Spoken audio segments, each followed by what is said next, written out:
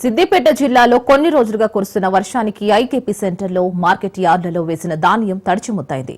Market యార్డులో ఆరబోసిన వరి ధాన్యం వర్షానికి కొట్టుకుపోవడంతో రైతులు కన్నీరు మున్నీరవుతున్నారు. ఇక తేమ శాతం రావడం లేదని రైతులను ఇబ్బందులకు గురి చేస్తున్నారని వాపోతున్నారు. దీనిపై మరింత సమాచారం మా ప్రతినిధి రాజు అందిస్తారు. జిల్లా వ్యాప్తంగా వడగళ్ల వాన పడి రైతులు ఇప్పటికే చాలా నష్టపోయారు. అక్కడనే 40% 50% వడ్లు పంట చేలల్లో రాలిపోగా ప్రస్తుతం కోసుకొని తీసుకొచ్చిన కొనుగోలు కేంద్రాలకు తీసుకొచ్చిన ధాన్యం ఇప్పుడు పూర్తిగా తడిసిపోయి మొలకలు వచ్చిన పరిస్థితి.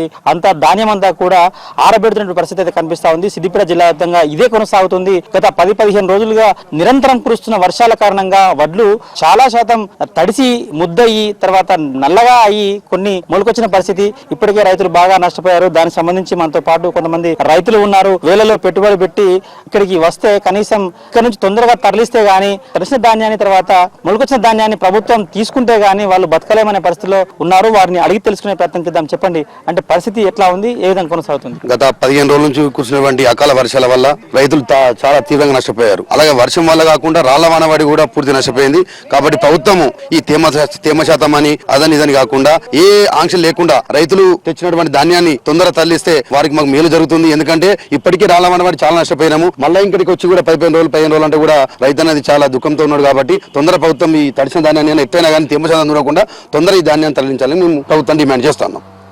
మీరు అంటే ఎన్నో రైతులు కదా ధాన్యం తీసుకొచ్చి? వారం అవుతుంది. తడిసిపోయినాయి ధాన్యం, తడిసి కింద పోసిన నేను. ఇంకా తామర ఇంకా మాసరత్తలు అంటారు. కవర్ పెట్టినవి ఇలా రోజు వాన కొడుతుంది, నేర్పుతూనే ఉన్నాం, పోతూనే ఉన్నాయి. అవి అయితలే పోతలేవు.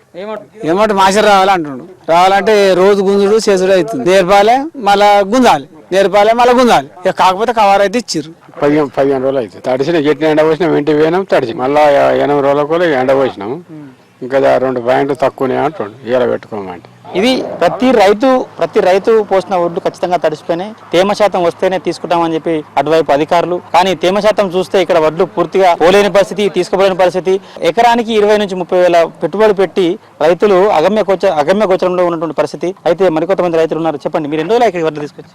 15 రోజులు అవుతుంది. ఎండితే తీసుకుంటాం అంటారు. గట్టి నేర్పుకుంటూ ఉండాలి. ఏం చేస్తాం, మన వసతి కాదు. అలాగేం పట్టి ప్రభుత్వాన్ని ఏం కోరుతారు మీరు? ఎన్ని రోజులు తెచ్చి? మేము తెచ్చి దగ్గర 15 రోజులు అయింది. 15 రోజుల నుంచి ఒకటే వాన. అప్పుడే మరి రాళ్లకు అట్లా నష్టపోయినాం. ఇప్పుడు తెస్తే మొత్తం మొలకలే. రోజు వాననే, సాయంత్రం లేదు, మధ్యాహ్నం లేదు, పొద్దున్న లేదు. ఇప్పుడు దొరికితే అప్పుడు నేర్పుదామంటే మొగుల మొత్తం మబ్బులు కప్పినాయి. దీని తడిసిన ధాన్యాన్ని జర కొనుగోలు చేయాలని సర్కారుని కోరుతున్నాం. మీరు ఎన్ని రోజులు తెచ్చి? తెచ్చి 6 రోజులు అవుతుంది. తడిసినవి మొన్న నేర్పిపోయినాం ఇంటికి. తినే టైం వరకే ఒక్కటి చెప్పచ్చు మొత్తం ఉన్న ధాన్యం మొత్తం తడిసింది. ఎండుతలేవు, ఎంత నేర్పినా నిమ్మలు వస్తున్నాయి. 4 రోజులు వీళ్ళకి నేర్పుకుంటాను ఒకడు ఒక కుప్ప చేయాలి, నేర్పాలి, మళ్ళీ నిమ్ము చూపిస్తుంది. 4 రోజులు ఎండినా కానీ నిమ్ము చూపిస్తుంది. మ్యాచర్ రావాలంటారు, మ్యాచర్ వచ్చాక పెట్టరు. కురుస్తున్న వర్షాలకు అటు ఎంత ఎండబోసినా మ్యాచర్ రాకపోవడం, ప్రతిరోజు వర్షం పడడం కారణంగా ఆ కింద మీద మొత్తం పూర్తి స్థాయిలో మొలక రావడం, దీని కారణంగా రైతులు ఇప్పటికీ ఆగమవుతున్న పరిస్థితి, మొత్తానికి నష్టపోతున్న పరిస్థితి కనిపిస్తోంది. ఖచ్చితంగా ప్రభుత్వం, యంత్రాంగం, అధికారులు తేమ శాతం చూడకుండా తడిసిన ధాన్యాన్ని సైతం తరలిస్తే కనుక రైతులు బతికే అవకాశం ఉంది, లేకపోతే మేము రోడ్డున పడే అవకాశం ఉందని చెప్పి రైతులు వేడుకుంటున్న పరిస్థితి కనిపిస్తా ఉంది. ఇది జిల్లా వ్యాప్తంగా కూడా ఇదే కొనసాగుతుంది. ఇప్పటికే అమ్మాయిల కొత్తతో పాటు తర్వాత లారీలు రాక, టార్పాలిన్లు ఇవ్వక, తర్వాత భారతాన్ని పూర్తి స్థాయిలో అధికారులు సమకూర్చక ఇక్కడ కొనుగోలు కేంద్రాల్లో ధాన్యం అట్లే మిగిలిపోయింది.